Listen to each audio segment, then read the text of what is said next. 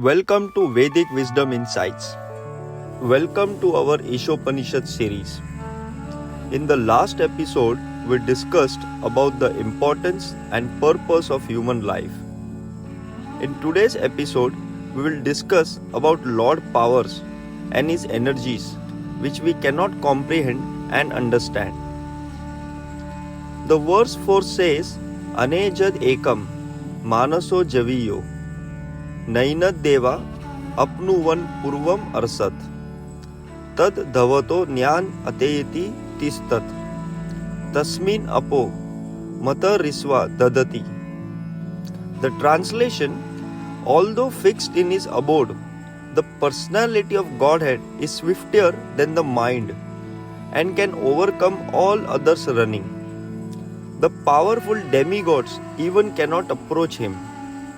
Although in one place he controls those who supply the air and rain, he surpasses all in excellence.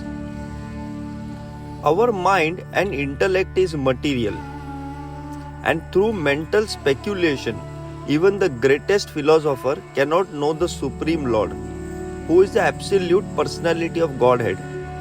He can be known only by his devotees through his mercy.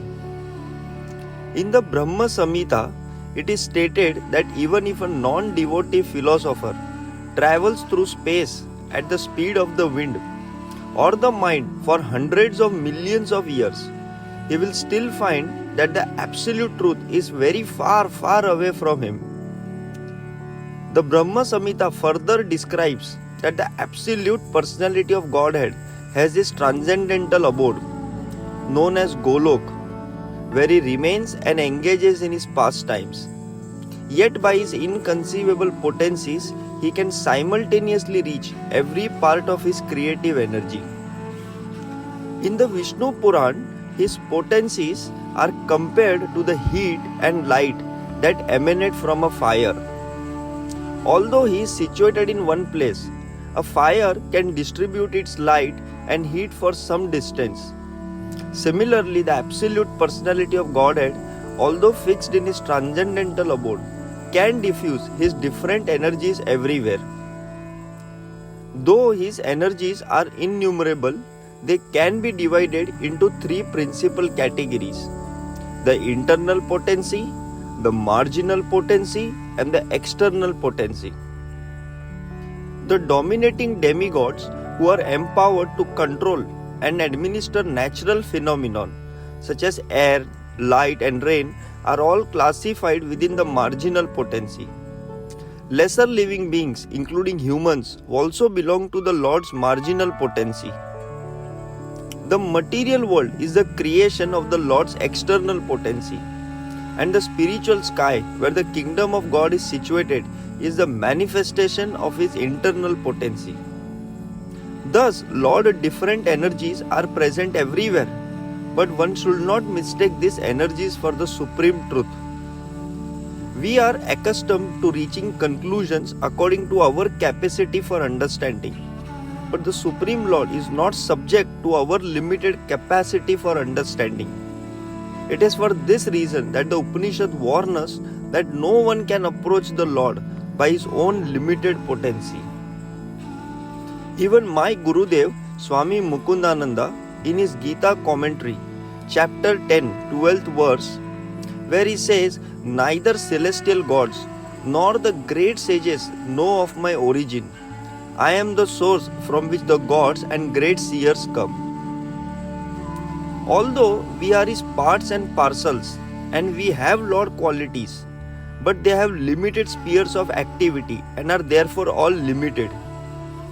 The parts and parcels are never equal to the whole, therefore they cannot appreciate the Lord's full potency. Under the influence of material nature, foolish and ignorant living beings who are but parts and parcel of the Lord try to conjecture about the Lord's transcendental position. Every part and parcel of the complete whole is endowed with some particular energy to act according to the Lord's will. When the part and parcel living entity forgets his particular activities under the Lord's will, he is considered to be in Maya.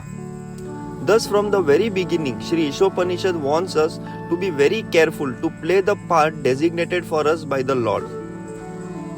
All power is obtained from the Lord. Therefore, each particular power must be utilized to execute the will of the Lord and not otherwise. The Lord can be known by one who has adopted such a submissive service attitude. Perfect knowledge means knowing the Lord in all his features, knowing his potencies, and knowing how these potencies work by his will. So, what we can understand from this verse, and if we take a full understanding, that our mind and intellect is material, it has got limited understanding. So therefore, whenever we read and understand the concepts of the God, when we read about his powers, about Lord glories, then we should not use our material mind. Our intellect is deluded and it creates an illusion that how can God do such an activity. But do remember, he is the Lord. His powers are unlimited, his energies are unlimited. He can do anything which is beyond our capacity to think. So the best way is to accept the Lord, understanding that he is the master of the world. Everything belongs to him, all the powers belong to him. Even we, being his part and parcel, the breath that we are taking, the power is coming from him. We don't know how, but yes, that's the power of the Lord. So, this is the message that we should take from this verse and live our life and to serve to God. Hare Krishna and Jai Siya Ram.